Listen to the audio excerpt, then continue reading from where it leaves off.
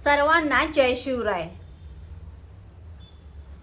आजच्या व्हिडिओमध्ये मी तुम्हाला सांगणार आहे, आपल्याला पैसे कमवायचे आहेत आणि पुरुष मंडळींनी हा व्हिडिओ खूप महत्त्वाचा आहे, लक्षात ठेवा।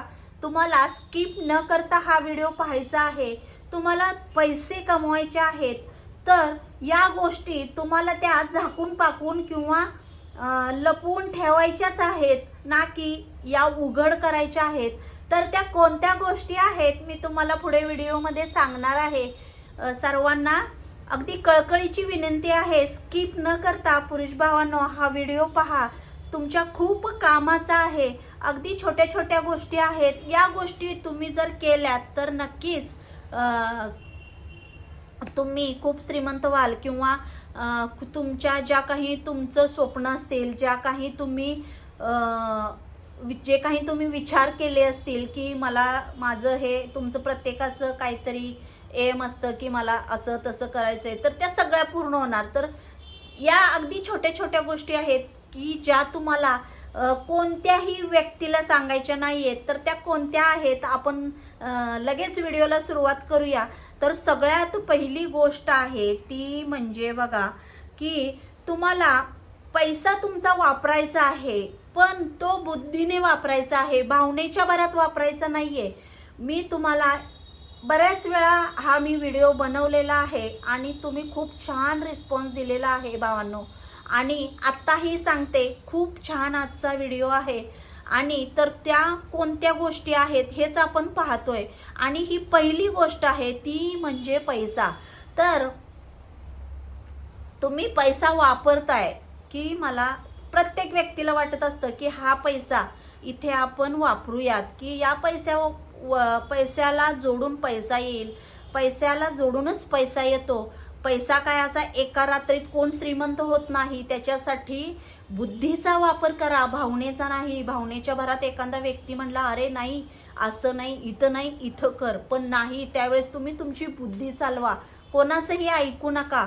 पैशाला जोडूनच पैसा येतो, त्यामुळे त्यावेळेस तुम्ही ज्या ठिकाणी पैसे गुंतवताय ना, कोणत्याही गोष्टीत असू दे, त्यावेळेस मात्र ते पैसे गुंतवताना बुद्धीचा वापर करा, तुम्ही तिथे भावनेचा वापर अजिबात करू नका। ही झाली पहिली गोष्ट। आता बघा दुसरी गोष्ट आहे ती म्हणजे प्रत्येक व्यक्ती नोकरीच्या शोधात असतो। अगदी प्रत्येकाला खूप जास्त पैशाची नोकरी लागेल असं नाही, किंवा खूप मोठी सॅलरी असेल असं नाही। त्या व्यक्तीला किती जरी माणूस शिकला तरी नवीन माणसाला पगार कमीच असतो। आणि अगदी आजकाल तर इंजिनियर सुद्धा किती असे आहेत की त्यांना नोकऱ्या नाही आहेत, बिना नोकरीचे आहेत, आणि एवढे शिकून सुद्धा त्यांना नोकऱ्या नाहीत। मग काय करायचं? तर मग अशा वेळेस प्रत्येक व्यक्तीमध्ये एक व्यापारी दडलेला असतो, आणि तुम्हाला काहीतरी करायचं आहे, तुमच्यामध्ये काहीतरी कला आहे, तुम्हाला कोणता तरी बिझनेस टाकायचा आहे, तुम्ही स्वतःला ओळखण्याचा प्रयत्न करा। तुमच्यामध्ये एक व्यापारी असतो म्हणजे असतोच। आता प्रत्येकाला नोकरी भेटेल असं नाही, पण काहीतरी छोटा मोठा कोणतीही गोष्ट शून्यातून होते, लक्षात ठेवा। कोणीच मोठा लगेच रात्रीत 7 माळ्याची बंगला किंवा इमारत नाही बांधत। प्रत्येक गोष्टीला कष्ट हे लागतंच, कष्ट केल्याशिवाय त्याचं फळ सुद्धा भेटत नाही।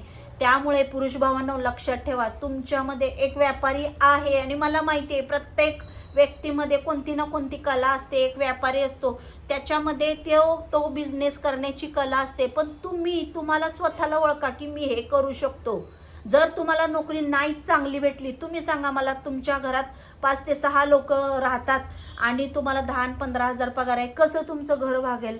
छोटा मोठा का असेना, पण तुमचा बिझनेस असेल ना, तुम्हाला तिथे तुमच्या मध्ये जो व्यापारी आहे त्याला ओळखायचं आहे, आणि अगदी शून्यातून सुरुवात करायची आहे। शून्यातून सुरुवात केल्यावरच त्याचा मोठी काहीतरी गोष्ट होते। ही झाली दुसरी गोष्ट।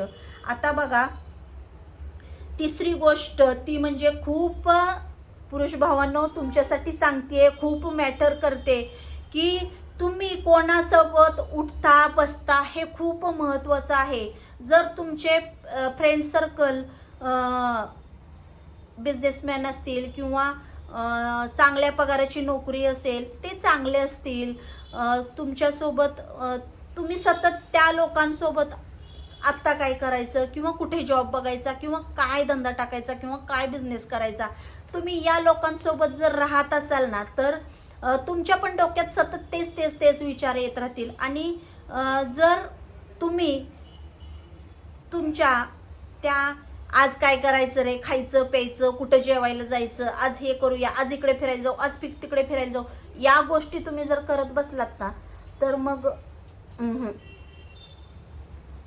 काहीच साध्य होत नाही. मग ते रोज खायचं आणि हात पुसायचं, बास झालं, इतकंच होतंय. त्यामुळे लक्षात ठेवा, तुम्ही कोणासोबत उठता बसता हे देखील तितकंच महत्त्वाचं आहे. त्यामुळे तुम्ही सतत या गोष्टीचा विचार करा की मी कोणासोबत उठतोय, कोणासोबत बसतोय, या गोष्टी तुम्हाला करायच्याच आहेत. आणि लगेचच ही गोष्ट जाऊन माझे फ्रेंड असे आहेत, माझे फ्रेंड तसे आहेत म्हणून या गोष्टी कोणाला सांगायच्या नाहीत की माझा फ्रेंड असा आहे, मला माझ्या फ्रेंडने हा सल्ला दिलेला आहे किंवा हे करू नको ते करू नको. जोपर्यंत तुम्ही एखादी गोष्ट ती साध्य करत नाही तोपर्यंत ती कोणालाच सांगायची नाही.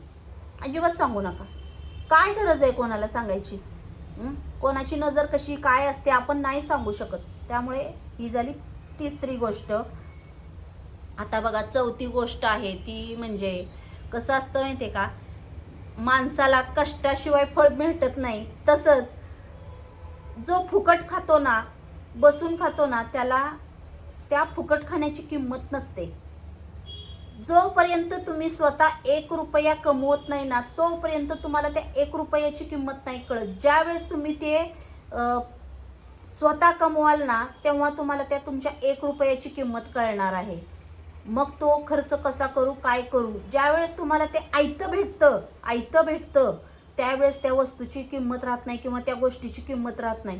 तुमच्या सतत हातात 10 मागितले की 100 मागितले की 1000 मागितले की 2000 अशा पैसे येत राहतील, तर त्या गोष्टीची तुम्हाला किंमत राहणार नाही भावांनो. त्यामुळे लक्षात ठेवा, कष्ट करा आणि कष्ट करा.